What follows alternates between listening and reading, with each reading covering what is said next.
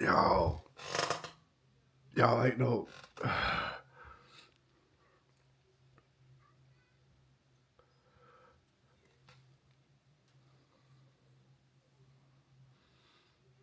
Freaking wow.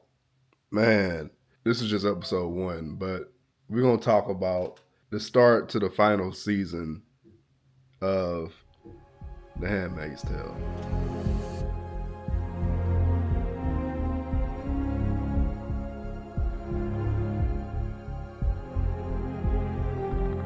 The way episode 1 ended, it was more like a season finale type of ending. But I'm going to try to get all my thoughts out in this video for you. But anyone that's joining me again, welcome back to the channel, y'all. I really appreciate you for coming back. And anybody that's new to me, I'm Jonathan E. Turner. Here we talk about movies and TV series. So if you ever want to jump into a discussion on either one or both, feel free to subscribe. But in this video, we're discussing the first impressions of season 6 of The Handmaid's Tale. So the first three episodes is The Train. Then we got episode 2, Exile. Episode 3, going back to Gilead, Devotion. I said this in my, I think it was the trailer reaction. Yeah, I said this in the trailer reaction that I binge watched all season 1 through 5 within like a couple months, y'all. So everything is super fresh to me. So the reaction you saw in the beginning of the video, that's because I'm still immersed in this Handmaid's Tale world. But if you think back to the last episode of season 5, it ends at the train. We start at the train. It seems like a little time has gone by. I'm guessing maybe a day or two. Off the jump, we get that authentic June energy.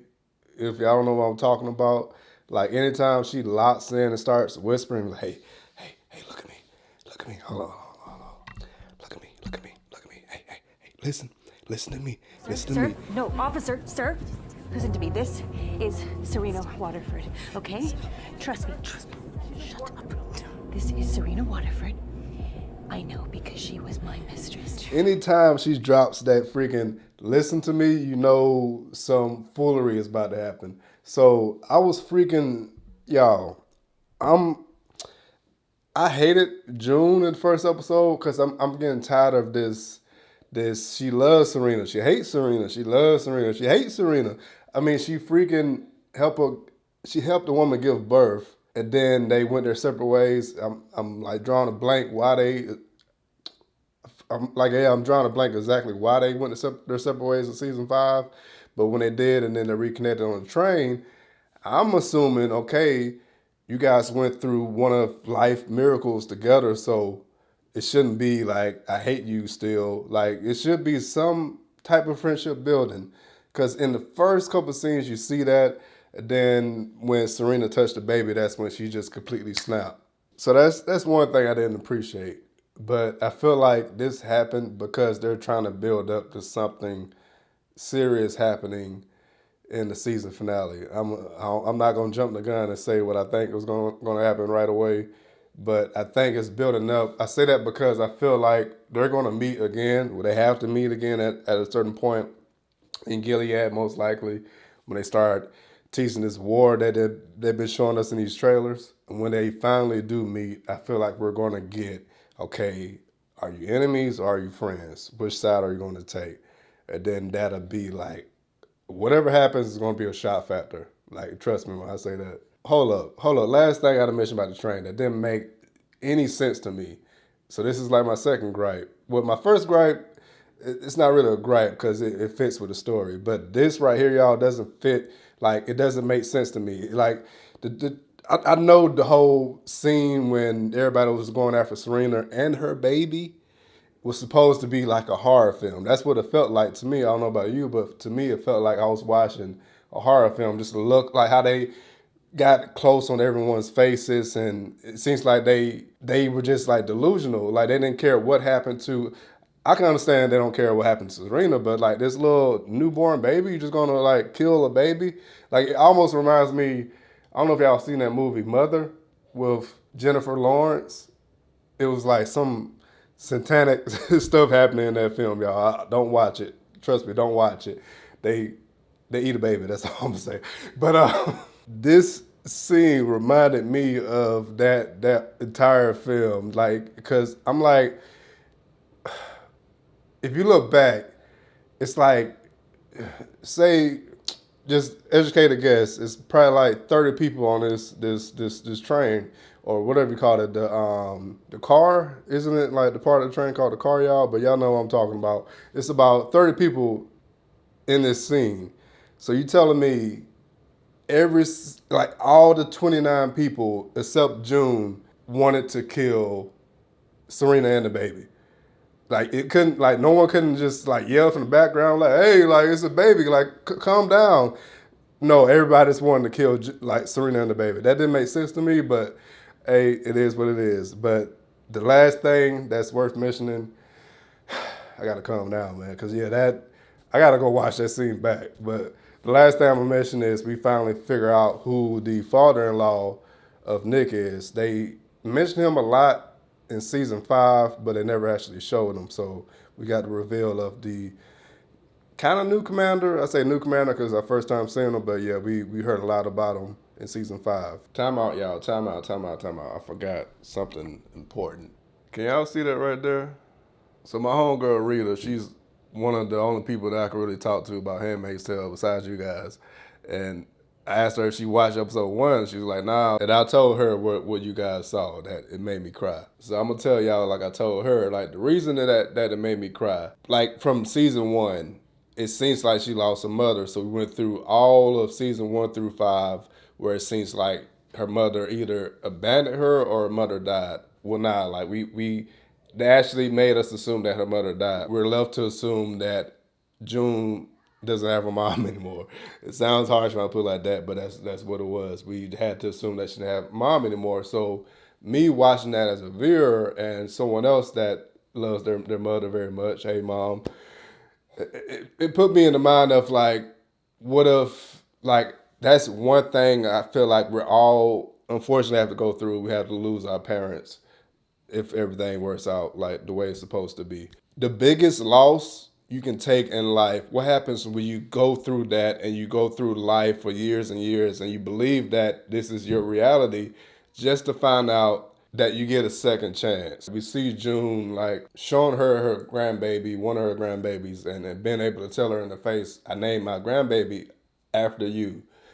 All those moments.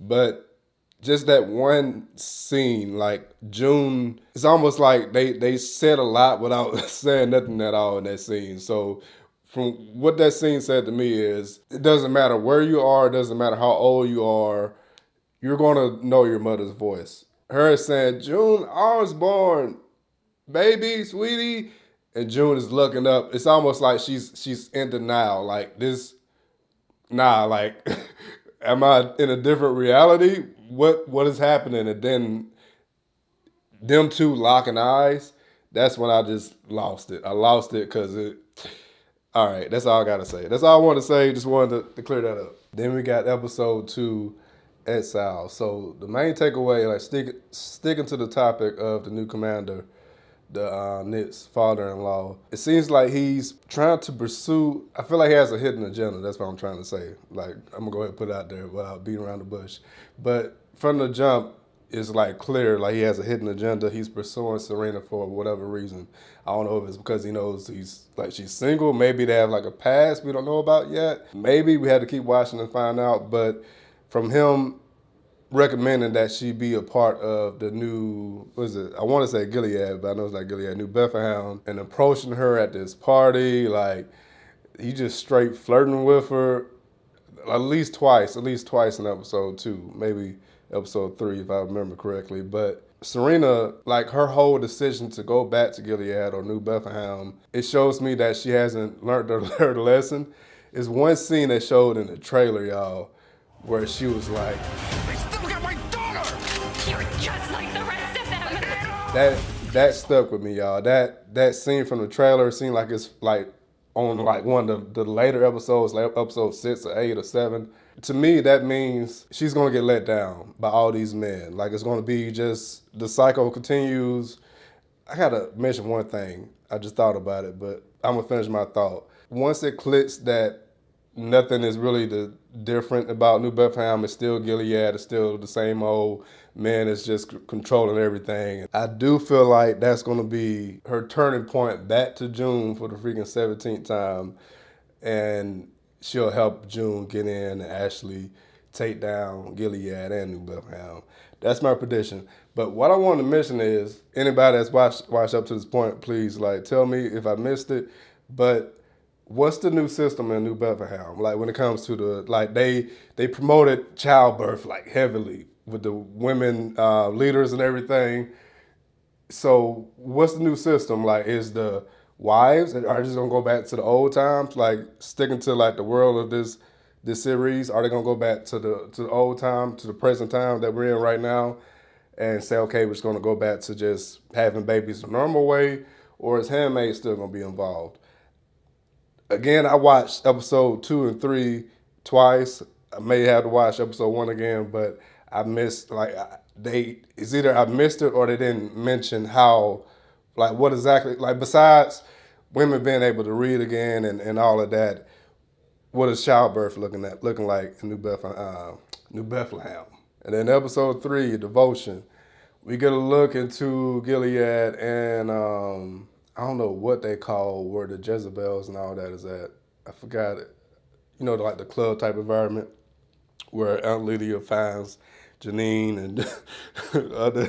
I'm laughing because like when Janine was in a bra or bralette or whatever, and Aunt Lydia was like, "You must be cold." The way they're doing all this, having Aunt Lydia go to Commander Lawrence and he just kind of just pushes her out. Like, what he said, what was the line, y'all? Like, I pray that you schedule a time or something like that. Commander, pray forgive me. I'm here on a matter of grave importance. Pray you make an appointment with my mom. I feel like, all right, if I had to build like a freaking Avengers of the team that's going to take down Gilead, June, of course, Serena, Nick, Luke, and Aunt Lydia. Throw Janine in there too.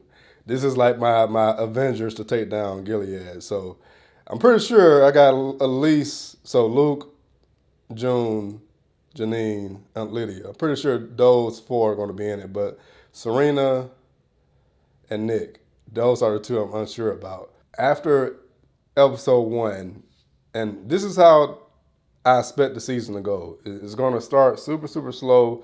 You even see that they're throwing like some comedy bits in there. So it's clear that we're going to have a super slow start. And then I haven't watched episode 4 yet, y'all. Like, I'm recording this on freaking April the 17th. And we already have episode 4 out. Episode 6, like the title is Surprise. I feel like that's going to be the pickup.